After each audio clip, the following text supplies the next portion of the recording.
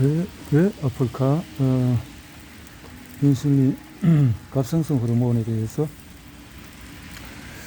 갑상선 호르몬은 몸 전체에 다양한 일을 한다. 사실상 모든 세포가 갑상선 호르몬에 반응한다.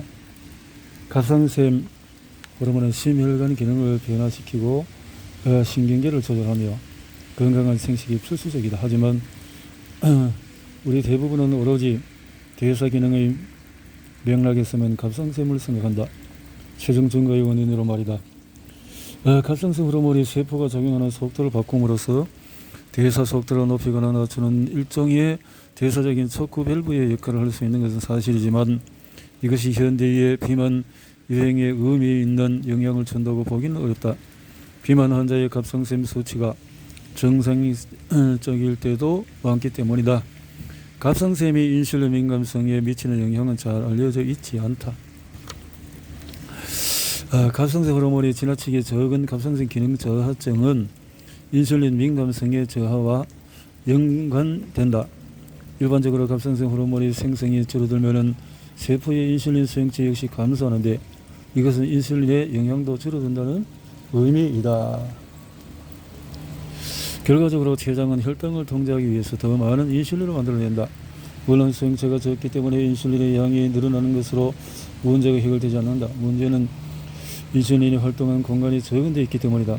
갑상선 기능 저하증의 이런 특징은 대단히 중요하다. 일장에서 봤듯이 인슐린 저항성은 다양한 만성적인 치명적인 질환과 연결되어 있다. 갑상선 기능 저하증은 인슐린 저항성을 유발하는 하나의 원인이기 때문에 인슐린 저항성을 이해하는 것이 갑상선 기능 저하증의 전형적인 합병증을 완화하는 데 도움이 될 수 있다. 중요한 것은 갑상선 기능 저하증이 지방세포가 인슐린에 반응하는 방법을 특정한 방식으로 변화시킨다는 점이다. 갑상선 기능 저하증이 있을 경우에 지방세포가 인슐린에 의해서 받아들이는 포도당은 줄어든다. 하지만 인슐린은 여전히 지방세포에서 지방이 분해되는 것을 차단하며 지방세포가 줄어드는 것을 막을 수 있다. 따라서 갑상선 기능 저하증으로 혈중 인슐린 수치가 높아지면 지방 감소도 대단히 효과적으로 차단된다. 갑상샘 저항성은 평균적으로 체지방이 많아질수록 갑상선 호르몬의 분비는 증가한다. 이런 현상은 결국 갑상샘 저항성을 유발하는데 우리 몸이 갑상샘 호르몬에 대한 반응을 떨어뜨리는 것이다. 흥미롭게도 체중 감소는 갑상선 호르몬 수치를 낮추는 경향이 있다. 이는 신체가 보다 민감해지고 갑상선 호르몬의 효과가 상승한다는 것을 암시한다. 갑상선 기능 저하증과 반대로 갑상샘 호르몬이 지나치게 많은 갑상샘 기능 항진증은 지방세포의 인슐린 수용체를 약 70% 증가시키는 결과를 낳는다. 이는 각각의 지방세포가 인슐린의 신호를 받아들이는 반응이 70% 향상된다는 것을 의미하며 이로 인해서 인슐린 민감성이 개선되는 효과를 볼 수 있다. 인슐린과 비만 사이의 연관성은 이 책의 핵심 주제가 아니지만 단순한 칼로리 긴장이 아닌 비만의 진짜 원인을 이해하는 데는 꼭 필요하다. 인슐린과 친하게 잘 어울리는 호르몬이 있는가 하면은 그렇지 못한 호르몬도 있다. 이것은 체내 호르몬의 미묘하고 섬세한 상호작용을 반영한다. 스트레스 호르몬은 인슐린의 작용과 반대로 움직이고 인슐린 저항성을 유도하는 반면에 갑상선 호르몬은 좀 더 복잡하긴 하지만 대체로 우호적인 관계를 갖는다. 이 호르몬에 대한 논의에서 우리는 계속 지방세포의 호르몬이 지방세포의 기능을 조절하는 방법에 대해서 언급해 왔다. 다시 보는 인슐린 저항성이다.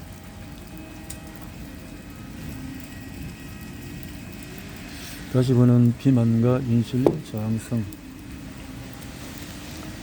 비만에 대해서 이야기하지 않았나? 비만이 인슐린 저항성의 결과라면 어떻게 비만이 인슐린 저항성 원인이 될 수 있지? 하는 생각이 들 수 있을 것이다.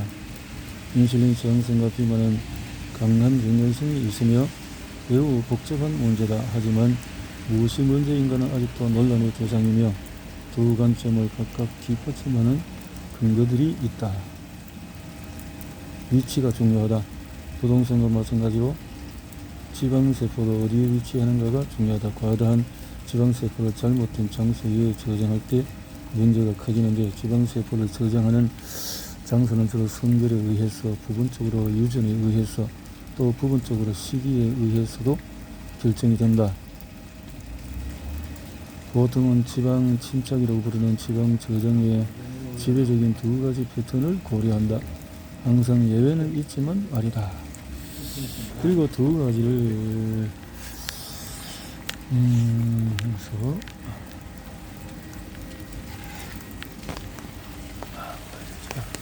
두 가지에 의해서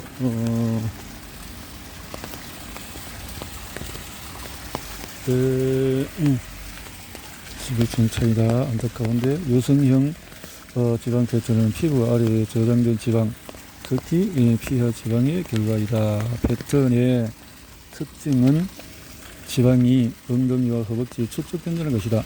상체와 몸통에는 지방이 좋다. 에스트로겐의 작용으로 인해서 여성에게 전형적으로 나타나는 서양계 모양을 생각하면 된다. 반면에 남성형 패턴에는 피하 지방과 내장 지방이 공존한다. 내장 지방은 장기를 둘러싼 몸통 내부의 지방을 의미한다. 이것은 전형적인 남성의 지방 저장 패턴으로 사과 모양과 흡사하다. 남성형 패턴을 가진 사람은 대부분 체지방을 몸의 중심 부위에 저장한다. 여성이 남성보다도 더 건강하게 오래 살 확률이 높다는 것은 오래전부터 알려진 사실이며, 이것이 일부 원인은 내장의 지방을 축적하는 남성의 지방 저장 패턴에 있다. 이 패턴은 인슐린 저항성과 연관되어서 다양한 만성 질환을 일으킬 위험성이 더 높다. 수많은 연구를 통해서 내장 지방이 쌓이면 해롭다는 것이, 지방은 흔들리면 좋은 것? 당신의 지방 패턴이 어떤 것인지? 내장 지방이 더 많을 가능성이 있다. 뱃살이 잡히면은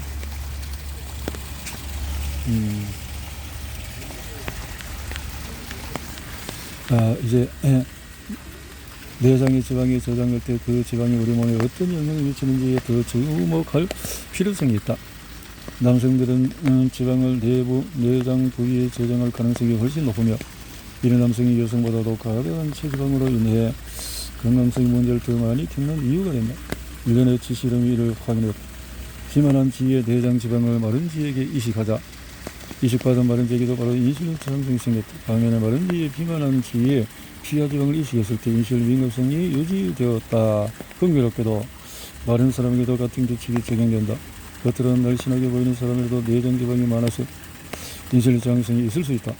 마른 사람에도 인슐린 저항성이 있다면 동일한 체형의 인슐린에 민감한 사람에 비해서 내장 비만일 가능성이 높다. 중요한 것은 뚱뚱한 것이 겉으로 보이냐 안 보이냐의 문제이다. 이것이 의미 있는 이유는 비만과 인슐린 저항성의 가장 중요한 측면이 지방이 쌓이는 부위에 달려있기 때문이다. 과다한 체지방이 인슐린 저항성의 발생 위험을 높인다는 사실과 지방이 인슐린 저항성으로 이어지는 원리를 알아야 한다. 과다한 체지방, 특히 내장 지방은 염증을 증가시키고 산화 스트레스를 유발한다. 이 문제는 12, 13장에 다룬다. 허리, 엉덩이 비율은 당신의 상대를 알고 싶은가? 당신의 지방 패턴을 판단하는 또 다른 방법이 있다. 배가 많이 나온 부위의 둘레에서 가장 튀어나온 부위의 둘레를 비교하는 것이다. 허리 둘레를 엉덩이 둘레로 나눠보자. 예를 들어서 허리 둘레가 30인치, 엉덩이 둘레가 40인치라면 허리 엉덩이 비율은 0.75이다. 이상적인 남성들의 0.9 이하, 0.8 이하인데, 지방세포의 크기가 중요하다. 당신의 지방세포가 대단히 많은 지방을 담을 수 있다는 사실을 알고 있는가? 하지만 지방세포의 지방이 가득 차면은 과다한 지방은 혈액속으로 흘러들어서 다른 조직에 저장된다. 이런 과정을 정확히 밝히기 위해서 활발한 연구가 진행되고 있지만은, 지금까지 가장 일관된 연구 결과는 지방이 과다하게 축적되는 것은 지방세포에 인슐린 저항성이 생겼기 때문이라고 말하고 있다. 인슐린 지방세포의 지방을 저장하려는 강력한 신호를 보내는 역할을 한다. 인슐린이 혈액에서 직접 지방을 뽑아내고 또 포도당으로부터 새로운 지방을 만들려는 지시를 함과 동시에 지방이 빠져나가지 못하도록 출구를 봉쇄해서 지방 분해라고 알려진 지방 축소 과정을 막음으로써 지방이 달아나지 못하도록 한다. 지방세포가 지방을 저장하는 방식은 두 가지가 있다. 지방세포의 수를 늘리거나 세포의 크기를 늘리는 것이다. 지방세포의 수를 늘리는 것을 정식 지방세포의 크기를 늘리는 것을 비대, 크기를 늘려서 비대해진 지방세포는 작은 지방세포보다 크기에 비해서 인슐린 수용체가 적다. 인슐린 수용체가 적은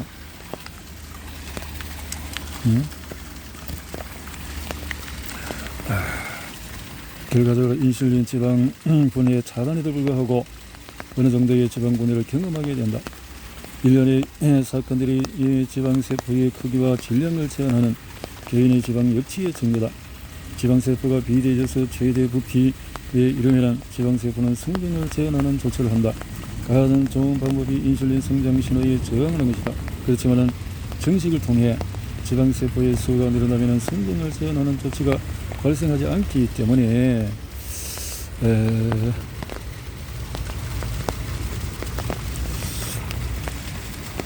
자, 인슐린 지방세포 증식 비대 인슐린 저항성 간 권역 뇌 기타 이 아이들을 보다 상세히 탐구하면 흥미로운 시나리오가 펼쳐진다. 두 사람이 있다고 생각해보자. 한 사람은 지방세포가 비대, 다른 사람은 지방세포가 증식. 전제는 비대해진 지방세포가 인슐린 저항성을 갖게 되고 더 이상의 성장을 거부하면 체중 증가가 멈춘다. 이 사람은 약간 가체중일 뿐이지만 인슐린 저항성이 강하다. 반대로 지방세포가 증식한 후자는 계속해서 살이 찌고 심한 가체중이 될 가능성이 있지만 인슐린 민감성을 그대로 유지할 확률이 높다. 우리는 현대적인 약물로 이 과정을 이용할 수 있다. 지방세포 크기가 인슐린 민감성과 대사 건강을 좌우하는 힘을 보여주는 놀라운 사례가 있다. 인슐린 저항성 환자들은 때로 지방세포의 증식을 강요하는 유형의 약물을 처방받는 데 이후 흥미로운 상황이 전개된다. 환자들은 살이 찌기 시작하지만 인슐린 민감성은 상승한다. 이 약물은 지방세포를 증식하면서 지방을 재정하는 데 이는 인슐린의 통제를 돕지만 안타깝게도 체중 조절을 방해한다. 중요한 것은 한계 이상으로 성장한 인슐린 저항성 지방세포는 지방을 새어나가게 할 뿐 아니라 지나치게 큰 크기 때문에 염증을 일으키고 염증성 단백질이 혈액으로 방류한다는 점이다. 결국 이는 신체가 지방과 염증이 혼합된 유독한 물질을 지나치게 많이 받아들이고 있다는 의미다. 과도한 체지방과 염증 이 두 가지 모두 인슐린 저항성을 유도한다. 그렇다면 지방세포의 숫자가 늘어나지 않고 크기가 커지는 이유는 뭘까? 무엇이 그들을 나쁘게 변질시킬까? 원인 중에 하나는 두 가지 지방 분자가 지방세포의 증식을 방해하고 비위를 촉진하여 건강한 방식으로 지방을 저장하는 지방세포의 능력을 손상시키는 데서 찾을 수 있다. 이런 문제가 그런 지방 분자들이 어떤 일을 하는지 살펴보기 전에 간단히 생화학 지식을 소개하는 것도 도움이 될 테다. 지방사는 개별 지방 분자를 지방 공식은 혈액 검사에 나온 수치를 이용하면 지방 조직의 인슐린 저항성을 판단할 수 있다. 가능하다면 다음번 혈액 검사를 할 때는 의료인에게 인슐린 수치와 유리 지방의 측정을 요청하라. 이 두 가지 수치를 안다면 필요한 것을 얻을 수 있다. 보통 인슐린은 지방세포가 지방을 유리 지방산의 형태로 새어나가게 하는 것을 막는다. 하지만 지방세포의 인슐린 저항성이 증가하면 인슐린 수치가 상승하더라도 제대로 기능하지 못해 유리 지방산 수치가 높아질 것이다. 최근 발표된 연구에 따르면 지방 공식 점수 9.3 인슐린 유리 지방산이 최적 차단값이라고 한다. 이 점수가 9.3보다 낮다면 지방세포가 일을 제대로 하고 있다고 안심할 수가 있다.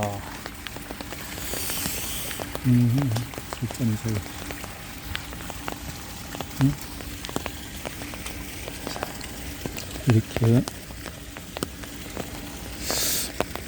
이 각 분자는 한 줄의 탄소 원자와 그들의 연결된 수소를 원자들로 이룬다. 수소의 분자는 분자마다 다르며 이것이 지방산이 포화야 불포화냐를 나타낸다. 지방세포를 비대하게 만드는 첫 번째 그리고 최악의 지방 분자를 4히드록시라고 부른다. 4NHNE는 다가불포화상 오메가6와 같은 고가 활성산소 분자 혹은 산화스트레스의 불길한 조합에 의해서 생성되는 작은 괴물이다. 이 지방의 독특한 구조와 그런 결합의 위치 때문에 오메가6 지방산은 아주 쉽게 산화된다. 중요한 것은 리놀렌산 오메가6 지방이 우리 식에서 엄청나게 큰 부분을 차지한다는 점이다. 리놀렌산은 고전적인 서구식에서 가장 흔히 소개되는 지방으로 모든 가공식품과 포장식품의 주된 지방 성분이다. 당연하게도 리놀렌산은 우리가 지방세포에 저장하는 지방에서 거의 4분의 1이나 되는 큰 부분을 차지하게 되었다. 지난 50년간 거의 150% 증가했다. 이를 염두에 두고 보면 전체 과정을 이해하기 쉬울 것이다.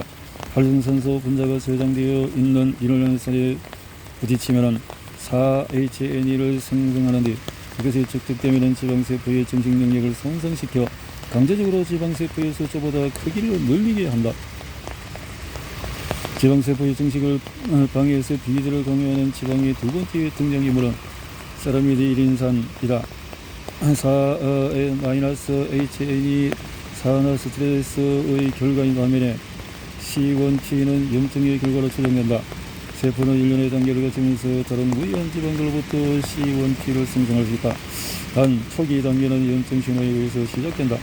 이런 반응이 일어나면 C1P가 어느 지점까지 쌓이면 4-HNE와 동일한 스위치가 켜져서 지방세포들의 정식 능력이 제한되며 지방세포의 인슐린 저항성은 커진다.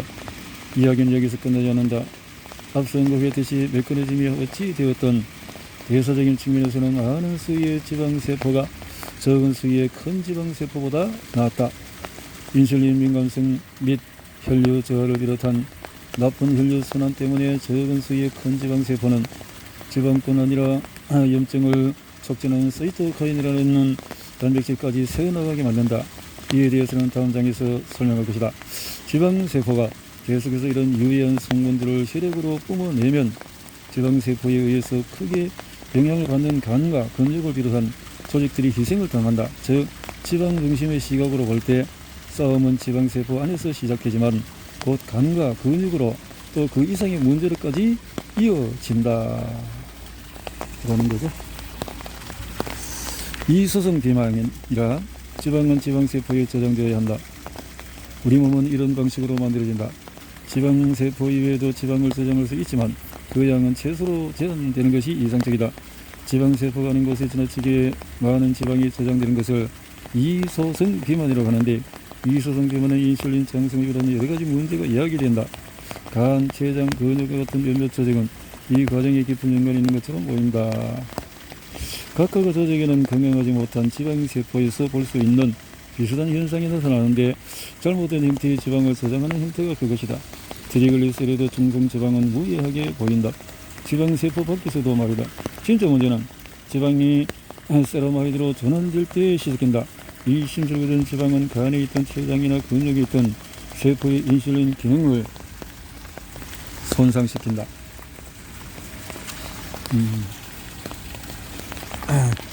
지방이 많은 지방간은 이제 당시는 두 가지 과정, 지나치게 많은 과당이나 알코올에 의해서 혹은 지나치게 많은 인슐린에 의해서 간이 탄수화물로 지방을 만들면서 지방을 축적한다는 것을 알고 있다. 우리는 뭐든 간에는 지방이 과도하게 쌓이기 시작하고 이내 인슐린 저항성을 갖게 한다. 이런 일이 일어나면 간은 그러지 않아야 할 때에도 포도당을 분비하기 시작한다. 정상적인 상태에서는 인슐린 분비가 증가하면 인슐린은 간에게 포도당을 끌어들여 글리코겐으로 저장하라고 지시하고 글리코겐이 다시 분해되어서 혈액으로 돌아가지 않도록 먹는다. 그러나 인슐린 저항성이 생기면 간은 필요하지 않을 때에도 글리코겐을 분해해서 포도당을 만들고 결과 고혈당 상태가 지속된다. 이것이 인슐린과의 전투를 만든다. 인슐린은 포도당을 혈액 밖으로 간 등으로 밀어내려 하는 반면에 간은 계속해서 포도당을 혈액 속에 쏟아버리기 때문이다. 이런 만성적인 전투는 고인슐린 상태를 만들어서 몸 전체의 인슐린 저항성을 악화시킨다. 지방이 많은 췌장은 인슐린을 생성하는 임무를 맡고 있다. 따라서 이 지점에 등장한 것이 놀라운 일은 아니다. 하지만 지방간에 대한 자료들과 달리 지방이 많은 일명 지방췌장도 관련이 있다는 자료들은 결정적이라고도 구미를 당겨한다. 지방췌장은 인슐린 저항과 과다한 체지방에서 비롯한 또 다른 증상이 불가할지도 모른다. 하지만 중요한 문제일 가능성도 배제할 수 없다. 예를 들어서 중국의 한 연구는 췌장에 지방이 많은 사람이 인슐린 저항성 확진을 받을 가능성이 60%나 높다는 것을 발견했다. 2년 동안의 제2형 당뇨 환자를 추적한 다른 연구는 췌장에서 지방이 상당히 감소하자 거의 동시에 췌장 베타 세포가 정상 기능을 회복했다고 밝혔다. 이 연구들은 결정적이지는 않지만 귀중한 통찰력을 제공해 준다. 지방이 많은 근육이 인슐린 저항성을 갖게 되면 혈액에서 포도당을 제거하는 것이 거의 불가능해진다. 근육은 질량으로 봤을 때 우리 신체의 가장 큰 조직, 포도당을 저장할 수 있는 가장 큰 창고이기 때문이다. 혈당의 주된 소비자인 근육은 주로 인슐린에 의해서 포도당이 들어올 수 있도록 문을 열고 포도당을 근육 세포 내부로 안내하는 일을 한다. 앞서 언급했듯이 근육이 무해한 중성지방을 저장하고 있다면 인슐린에 대한 반응에 문제가 없는 것으로 보인다. 여기에서도 모든 것은 근육이 저장하는 지방의 유형에 좌우된다. 지방이 근육 내에서 세라마이드로 전환되면 세라마이드는 일반적으로 인슐린에 반응하는 근육 내의 여러 단백질을 공격해서 세라마이드가 주위에 있는 동안의 인슐린 신호를 차단해 버리는 것이다. 근육이 자체적으로 인슐린 저항성을 가질 수 있다는 것에 주목해야 한다. 근육이 인슐린 저항성을 갖는 데는 지방세포가 필요치 않다. 이것은 나의 연구를 위해서 다른 연구에서도 확인이 되었다. 고인슐린 상태가 장기간 계속된다면 근육세포는 인슐린에 대한 반응을 중단한다. 인슐린 저항성과 체지방은 떼어놓고 생각하기가 어렵다. 이 둘은 대단히 다양한 연관성을 갖고 있다. 무엇이 먼저냐를 따진다면 상충하는 증거들이 있지만 지방세포는 성장하면서 몸 전체에 인슐린에 대한 전반적인 저항성을 만들어내고 촉진하는 경향이 있다. 그렇지만 이것이 과도한 지방세포 성장으로 확실히 이어진다는 뜻은 아니다. 비만이 필수적인 조건이 아님을 기억하라. 지방세포 성장이 비교적 적을 때도 있고 빤하지 않은 곳이나 본래 지방 저장을 위한 장소가 아닌 곳에서 나타날 수 있다. 이 장에서 나는 모든 지방이 인슐린 신호에 나쁜 것은 아니라는 것을 강조했다. 지방이 좋고 나쁨은 계속 바뀐다. 중요한 것은 나쁜 생화학적인 상황이 좋은 지방마저 공지에 몰아넣는다는 점이다. 이제부터는 그런 상황에 대해서 알아보겠다. 부러울 것이 전혀 없는 지방 이영양증이다. 우리는 체지방을 경멸하는 문화 속에 살고 있다. 우리는 체지방과 싸우기 위해서 온갖 노력을 마다하지 않는다.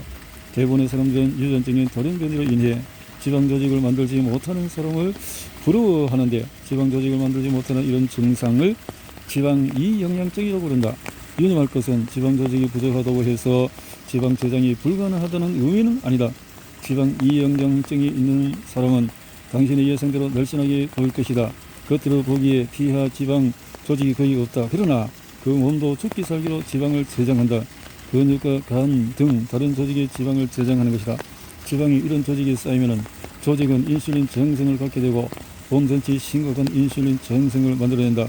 우리는 체지방을 저주할 것이 아니라 그들에게 감사해야 한다. 체지방의 모습은 마음에 안 들 수 있지만 체지방이 있는 것은 체지방을 못 만드는 것보다 건강한 상태이다.